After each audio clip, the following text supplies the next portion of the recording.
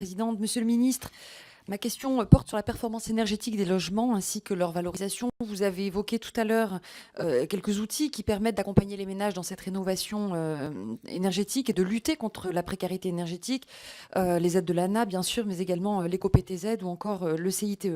Cependant, le rythme annuel de rénovation que nous nous sommes fixés, très ambitieux, appelle, je le pense en tout cas, de nouveaux outils. Comment inciter davantage les propriétaires, bailleurs notamment, à mieux isoler leur logement, notamment dans l'habitat collectif privé? L'une des pistes pourrait être de valoriser tant en amont qu'en aval de l'occupation du logement les démarches les plus vertueuses en matière d'économie d'énergie. Alors le projet de loi Élan et la mise en place du carnet numérique du bâtiment que je salue et sur lequel a beaucoup travaillé notre collègue Marjolaine Meignet constitue une étape importante mais demeure peut-être insuffisant. Aujourd'hui, les DPE ne fournissent qu'une indication partielle, peu fiable aux propriétaires, locataires et acquéreurs et ne sont valorisés finalement qu'à la revente du bien et non pas en amont.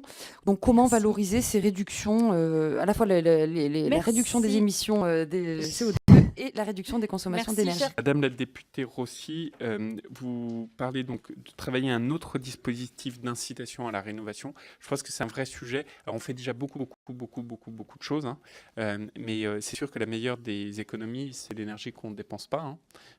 Et donc, si on peut trouver d'autres moyens d'incitation, notamment pour un certain nombre de copropriétés, pour ne pas faire en sorte que, pour faire en sorte, pardon, qu'elles fassent les travaux de rénovation énergétique, c'est très bien.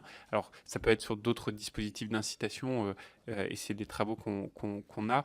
C'est aussi, par exemple, dans le cadre des travaux qu'on fait sur la revue de la loi de 1965 sur la copropriété, de voir comment on peut simplifier aussi les votes de travaux d'efficacité énergétique.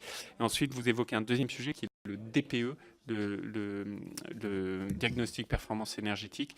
Ça a été un de nos grands combats, un combat également d'un certain nombre de vos collègues, de faire en sorte que le DPE enfin puisse devenir opposable. Parce qu'aujourd'hui, on fonde nos politiques de lutte contre la rénovation, enfin nos politiques pour la rénovation énergétique de nos bâtiments sur un diagnostic qui n'est pas opposable.